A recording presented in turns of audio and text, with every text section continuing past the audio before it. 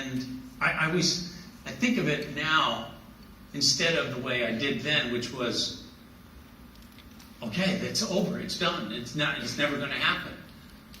But when I look at my life, I realize, no, those ideas, they just go underground. It's like a river underground that as you are moving through your life, that those dreams and desires are still traveling with you. They're just you can't see them, but they're there. They're not going away. And one point they will come back up again.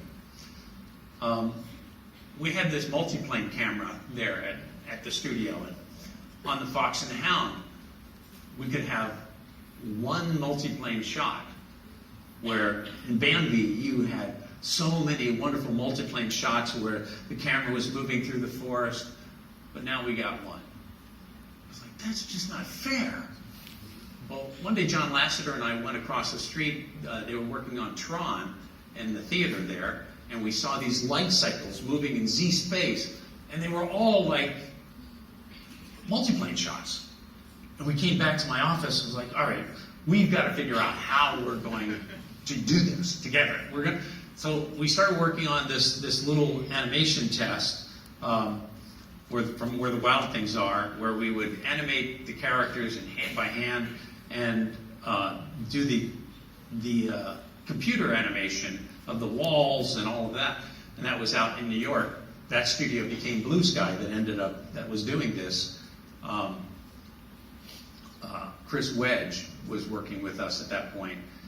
And, I mean, this is all very crude, but I gotta say that when I was animating this and the backgrounds were moving, suddenly it was I was that little kid drawing in space now, but it was real, and it was all happening. And, I mean, it was like John and I heard the angels singing, here's the future, this is it. We were so excited showing it to management, and what was this was going to really be an incredible future for us. But it ended up, they said, nah, no. Matter of fact, John, you're fired. So John Lasseter left. I don't know what happened to that guy.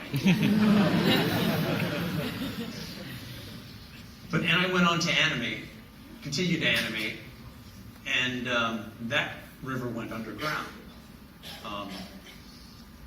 But I love characters that believe the impossible is possible. I hang on to that in my personal life. This is who I am, and I guess there's no one that relates more to that than Ariel. I mean, she lives underwater. She's got fins, but she falls in love with a guy that's got feet and breathes air. I mean, this is not going to work, but that's not going to stop her. And there's this one moment in Part of Your World where Ariel is singing, and she reaches out and she wants to touch that world that is impossible. And I'm a 33-year-old guy, and I'm animating this 16-year-old mermaid, and I'm trying to be cool and all that, but I am a mermaid now. And Ariel is swimming up, and I can tell that she wants to do something like really cheesy and reach right out to the audience with these big, huge eyes, and then it drift back down. And it's like, okay, I'm not going to do that. Everybody will know what a sentimental guy I am, but I couldn't stop Ariel. She did it anyway. So I'm just going to show you a short little clip of that in the rough animation. I mean, this is the way I would animate after I do my tie down, so they look a little bit like that. But before that, the drawings look like this. Because, I mean, these are gribouillis, scribbles I think of drawing as the lines we make are like a seismograph of your soul. They're registering something emotional as you're putting it down. So here's this little clip. To spend a day warm on the sand, that's on land. They understand that they don't reprimand their daughters. Bright young women, sick of swimming, ready to stand.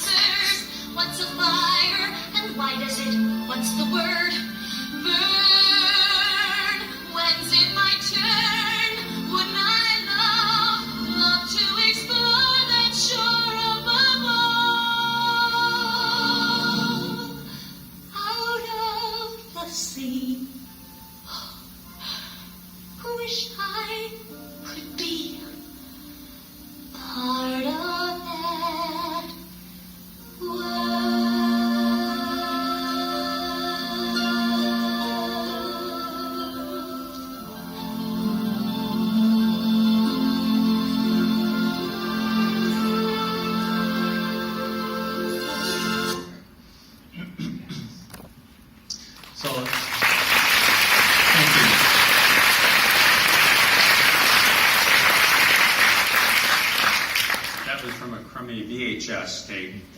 That was really advanced technology back then.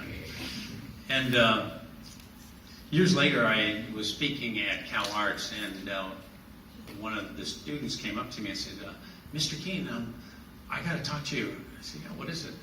Well, there's this moment in Little Mermaid where Ariel, in part of your world, is swimming and reaching out. I don't know if you remember, but she's like reaching right out for the audience. And I said, oh yeah, I remember that. I said, well, I was 4 years old, and I was in that movie theater. And when that moment came on, I stood up and I reached out to take her hands so that I could bring her in where I was, because she wanted to be part of my world. I'm like, thank you, I could kiss you. And this was to connect with your audience. When you are vulnerable, when you put your own feelings out there and you go, I'm not going to listen to that voice in my head that says, don't do that. It's going to be cheesy. Everybody's going to know something more about you than you want them to know. That means you should do that very thing. That's the part of you that you need to open up as an artist. And it's been that way for me all the way along. The very best things, it seemed to me, in life and creativity, are often the things that you don't work for, but the things that you are given. They're like a gift. They're just there. And you just have to be ready to find them and pick them up. That happened for me on Aladdin. I was working on Aladdin, and we were going to roll right from Aladdin right into Pocahontas, and somewhere in doing this drawing of Aladdin, I started thinking about Pocahontas. And maybe it was in the way I was drawing the angles of Aladdin's eyes or his mouth shape. There was something triangular there, and something in my head said, Superman's shield. Superman's shield. And I was like, yeah, that's Pocahontas' face. I've been looking at American Indian faces and Asian faces, and they had this Superman shield face. And so I started to draw Pocahontas, but it happened to be on the same animation page as Aladdin. And the more I got into that, Nick Rainieri, one of the animators, came in and said, what are you doing? I said, well, I'm thinking that this should be, Pocahontas should be based on a different kind of a design. And so I did that. That's a little, I erased it, but you can still see the Superman shield up there.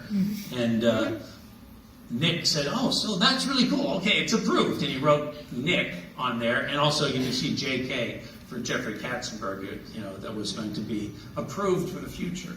But now I didn't know what I was going to do. I had to, now I've got Pocahontas on this drawing here. And so I just redrew Aladdin. Now that drawing exists over in archives. And, there's a certain point, though, where the river that has gone underground reappears.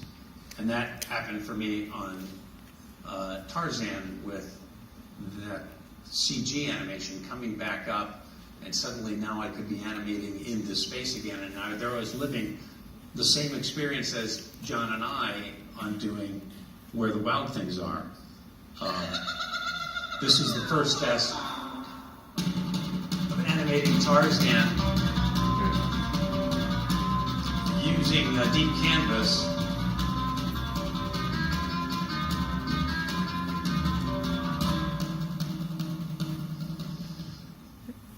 And the drawing on charcoal for Pocahontas, there's this moment suddenly where, because we were no longer on cells, Pocahontas in Colors of the Wind, I animated a moment in charcoal. Have you ever heard the wolf cry to the blue corn moon, or asked the grinning bobcat why he grinned? Can you sing with all the voices of the mountain?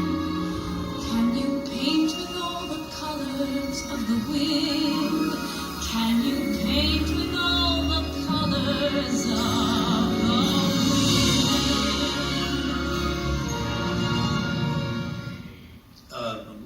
So thank you.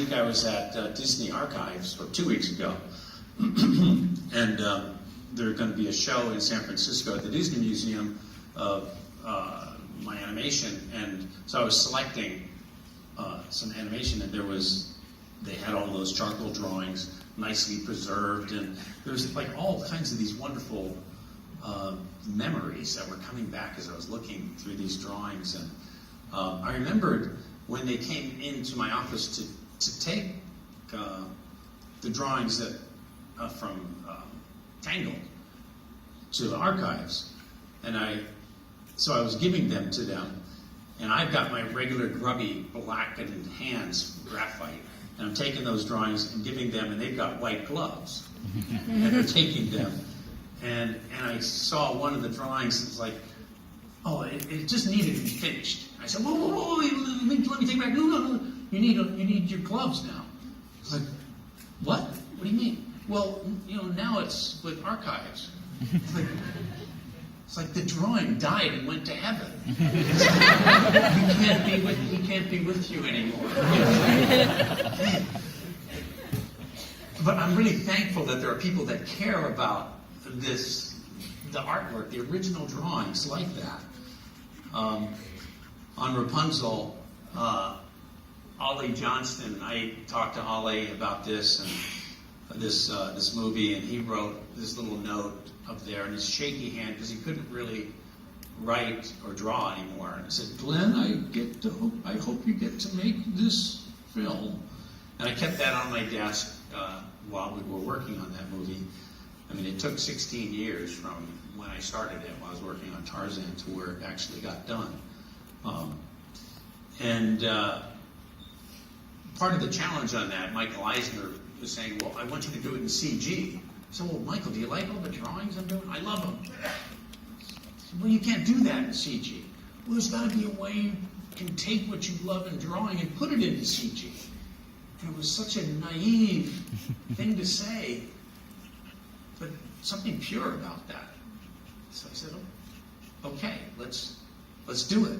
And so we started to work at the studio, and there was, in dailies, we had the Cintiq where I could draw over people's drawings.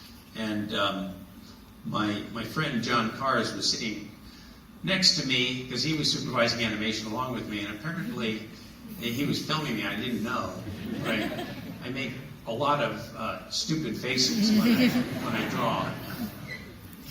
But it was really wonderful because the animators could see the drawings up on the screen, and they would have those drawings at their desk waiting for them. And it was a way to try to bring the feeling, the emotions that you were getting in drawing. And Rapunzel was quite a challenge because she's got 30 feet of hair. One thing that you can't animate very well is hair, especially if it's long. And the effects guys were saying, it would really help if you don't have Rapunzel touch her hair. It's like, what? Like, yeah, we can't really have her touch her hair because it's going to cause chaos and everything. Like, well, every girl, if you're talking to her and she's got long hair, it's going to be twirling around her finger or something. So I did this little test, and I brought all of the tech guys, all the code people together, as well as the animator. They'd never all been in the same room before. They were completely two separate things. And I said, okay, we all have to embrace this problem together, but this girl and her hair are one. So I just did this little piece of animation to show Rapunzel how she walks and tosses her hair, and, I know I was causing a heart attack for all of the effects guys, but, they're saying, okay, does she really have to grab the hair with her feet, and why does she have to, even, kick it, too? I mean, that's who she is. But they suddenly love the idea of solving that problem. And so that's where we started to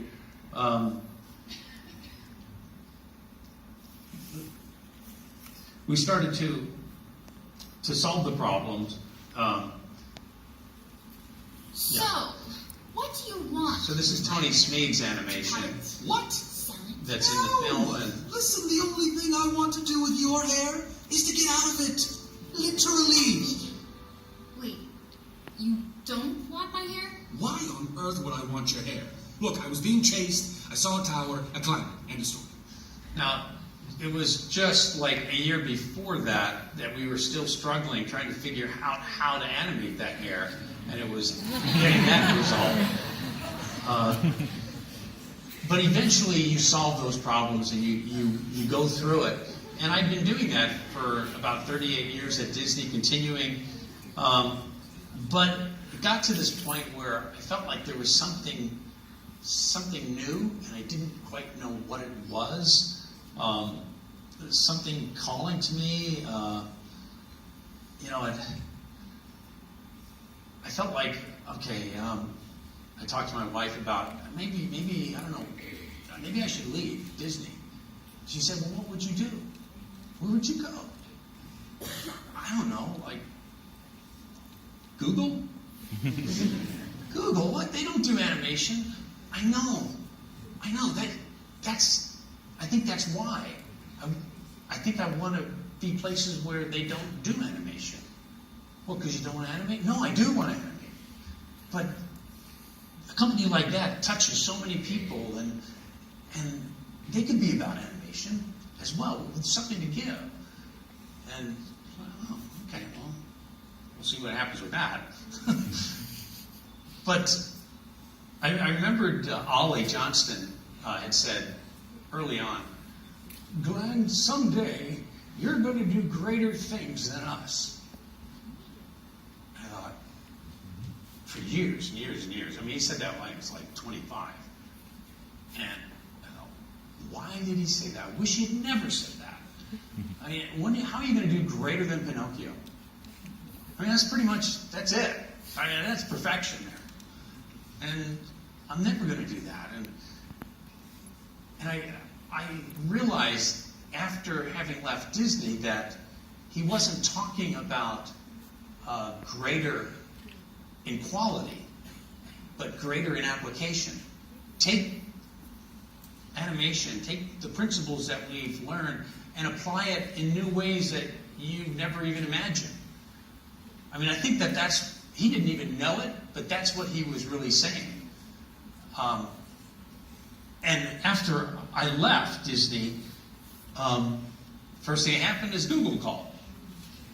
And we went up there and we worked on a film that really challenged us creatively, looking at this technology at Spotlight Stories, where using GPS you could follow animation in all directions. There was no limits, no cuts any longer.